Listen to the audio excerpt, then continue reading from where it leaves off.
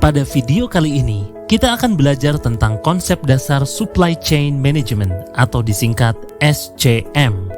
Untuk memahami konsep SCM, terlebih dahulu perlu dipahami pengertian supply chain atau rantai pasok. Supply chain adalah sekumpulan organisasi yang secara langsung dihubungkan oleh satu atau lebih aliran produk, jasa, keuangan, atau informasi dari hulu atau sumber ke hilir atau pelanggan. Supply chain terdiri dari 3 komponen, yaitu rantai pasok hulu, rantai pasok internal, dan rantai pasok hilir. Rantai pasok hulu adalah bagian hulu supply chain yang meliputi aktivitas dari suatu organisasi korporasi atau institusi dengan para rekanan pemasok. Pemasok dapat berupa pabrik atau manufaktur, agen tunggal, distributor, perantara, pedagang eceran, hingga penyedia layanan jasa. Aktivitas utama pada rantai pasok ini adalah proses pengadaan barang atau jasa. Rantai pasok internal meliputi semua proses penerimaan barang ke gudang atau jasa yang disediakan rekanan pemasok yang digunakan dalam proses penggunaan, produksi, atau rencana alokasi persediaan. Fokus utama pada rantai pasok ini adalah manajemen produksi, penyimpanan dan pengendalian persediaan, serta manajemen pengendalian mutu. Rantai pasok hilir meliputi semua aktivitas yang melibatkan proses transportasi dan distribusi dari lokasi rantai pasok internal ke para penerima akhir atau pengguna. Perhatian diarahkan pada proses transportasi, distribusi, serah terima, dan layanan purna jual. Sekarang, apa itu supply chain management? Menurut The Council of Supply Chain Management Professionals, SCM adalah manajemen yang meliputi perencanaan dan pengelolaan semua kegiatan yang terlibat dalam identifikasi sumber daya, pengadaan atau sourcing and procurement, konversi atau conversion, dan semua kegiatan manajemen logistik. Mengikuti definisi tersebut, urutan proses dalam SCM adalah perencanaan, pengadaan, konversi atau produksi, dan pengiriman atau distribusi. Mari kita bahas satu persatu. Perencanaan adalah proses yang menyeimbangkan permintaan dan pasokan untuk menentukan tindakan terbaik dalam memenuhi kebutuhan pengadaan, produksi, dan pengiriman. Perencanaan juga termasuk proses menaksir kebutuhan distribusi, perencanaan atau pengendalian persediaan, perencanaan produksi, perencanaan material, perencanaan kapasitas, dan melakukan penyesuaian supply chain plan dengan financial plan. Pengadaan adalah proses mengadakan barang atau jasa untuk memenuhi permintaan. Proses ini mencakup pemilihan penyedia, pengiriman dari penyedia, penerimaan dan pemeriksaan, penyelesaian pembayaran kepada penyedia supplier, dan evaluasi kinerja penyedia.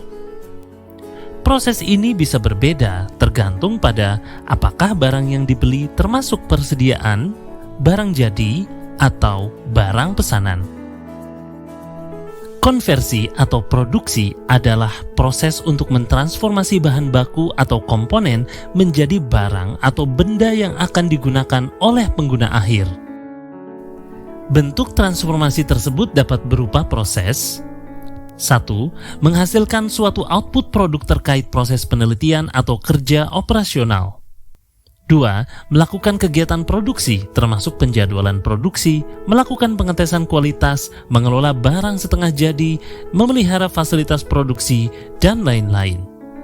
3. Aktivitas menggunakan dan memanfaatkan barang atau jasa yang berbentuk aset atau barang habis pakai dalam kegiatan administrasi dan operasional pelayanan, baik swasta maupun publik, seperti peralatan medis di rumah sakit, kendaraan operasional, mesin fotokopi, alat telekomunikasi, dan lain-lain.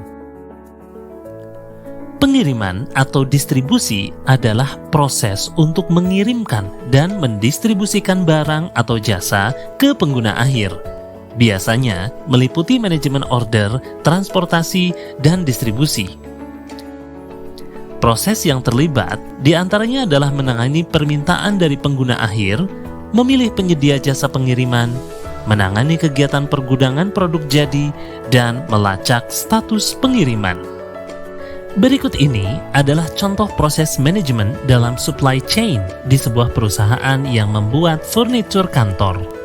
Dalam tahapan perencanaan, perusahaan melakukan forecasting volume kebutuhan pasar akan desain, kualitas, dan segmen pasar. Kemudian, perusahaan menghitung bahan baku dan kebutuhan biaya untuk pemenuhan volume kebutuhan pasar. Biaya ini ditambahkan dengan biaya lainnya untuk menghasilkan total biaya produksi. Perusahaan kemudian menetapkan harga penjualan untuk mendapatkan keuntungan yang diinginkan. Dalam tahapan pengadaan, perusahaan melakukan proses pengadaan bahan atau material untuk pembuatan furnitur. Sebelum pembelian, dilakukan pencarian supplier yang dapat memberi harga dan kualitas yang baik. Hasil pengadaan berupa kayu dan bahan kebutuhan lainnya disimpan dalam gudang dan dilakukan pencatatan. Perusahaan kemudian menetapkan harga penjualan untuk mendapatkan keuntungan yang diinginkan.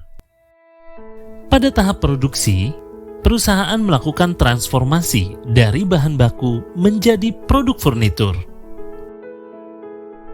Proses transformasi dimulai dengan membuat perencanaan produksi, perencanaan penggunaan peralatan, dan penjadwalan kerja tukang kayu. Setiap pengerjaan satu produk dilakukan proses pengendalian kualitas. Pada tahap pengiriman, perusahaan mengirimkan produk furnitur yang sudah jadi yang tersimpan dalam gudang persediaan kepada retailer atau pembeli akhir. Pengiriman barang bisa diantar sendiri atau menyewa jasa angkutan. Demikianlah contoh SCM di dalam perusahaan pembuat furnitur kantor. Supply chain adalah seluruh proses yang terlibat dalam pengadaan bahan baku, memproduksi, dan mengirim meja, kursi, lemari arsip, atau perabot kantor lainnya kepada pelanggan. Pengelolaannya disebut supply chain management. Demikian belajar kita tentang konsep dasar supply chain management. Semoga bermanfaat. Terima kasih.